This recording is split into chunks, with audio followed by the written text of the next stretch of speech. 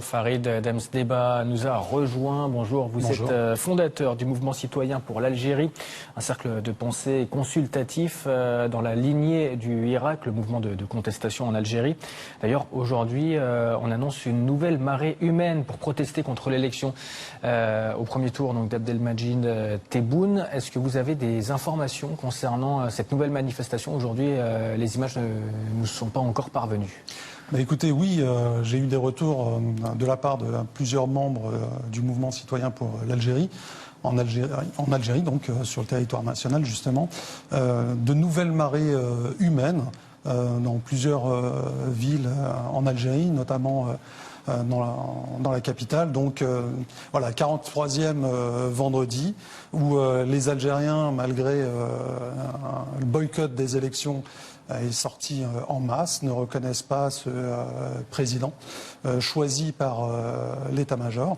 Donc on continue la lutte. Les Algériens sortent de nouveau en masse un petit peu partout sur tout le territoire pour justement continuer dans cette affirmation que on ne veut plus ce système qui dirige l'Algérie depuis 1962. Vous dites choisi par l'état-major. Il y a eu une grosse abstention, 60% d'abstention. C'est un record dans l'histoire du pays. Mais il y a quand même eu des gens qui ont voté avec 58%, plus de 58% des voix. Il a été choisi par 40% des votants, quand même, Abdelmadjid Tebboune, non? Alors, sur les chiffres, c'est des chiffres très discutables. Puisque par rapport à plusieurs, justement, membres de notre mouvement et d'autres membres de collectifs avec qui on a beaucoup d'échanges, justement, on n'a pas véritablement la même lecture des élections. Il faut savoir qu'on a énormément d'informations sur des bureaux de vote vides. Sur des urnes quasiment vides. Donc ce chiffre-là de presque 40% d'électeurs, pour moi, est surestimé. C'est comme voilà, quand il y a une manifestation, 3000 selon la police, 1 million selon les organisateurs. Donc là, franchement, en termes de justification sur ces 40% d'électeurs, j'aimerais bien voir notamment les cahiers d'émargement. Mais bon, malheureusement, on n'a pas eu on va dire, de personnes de l'extérieur pour pouvoir justement regarder ce qui se passe au niveau des élections. Bon.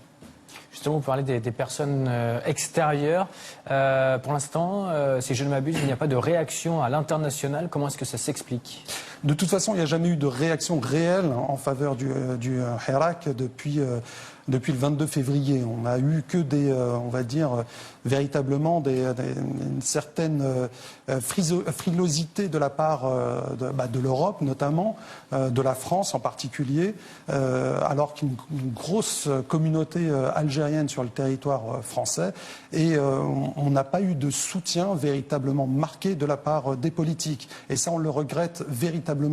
Parce que pour qu'un pays comme la France, la grandeur de la France au niveau de l'international, ne remarque pas qu'il y a 17 millions chaque semaine, plusieurs fois par semaine, qui sortent dans les rues, pour justement demander un état de droit, pour demander véritablement des libertés, véritablement la démocratie en Algérie, nous, on constate.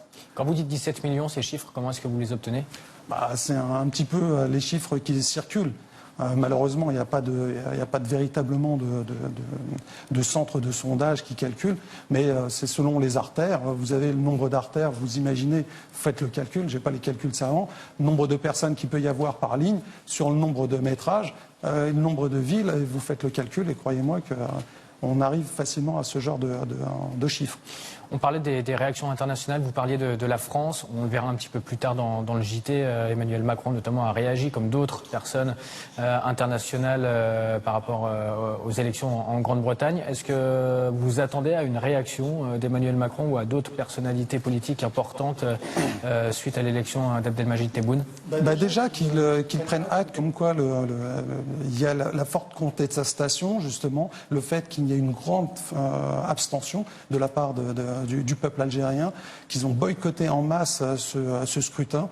Donc voilà, là c'est un président mal élu qui va soi-disant représenter l'Algérie à l'international. Donc est-ce qu'il n'est pas temps maintenant pour les gouvernements étrangers de pouvoir essayer de se mettre en accord avec justement le Hirak. Et là, à l'heure actuelle, le Hirak est en train de s'organiser. Je sais qu'il y a plusieurs collectifs, comités révolutionnaires d'union et d'action qui s'organisent pour faire émerger justement de la population, des gens issus de la société civile pour pouvoir être force de proposition et faire une transition, justement. Maintenant, M. Tebboune sera peut-être un président choisi par l'état-major qui va être un président de transition. Pourquoi pas? Mais en tout cas, pour la grande majorité des Algériens, ils ne le reconnaissent pas comme étant un président légitime.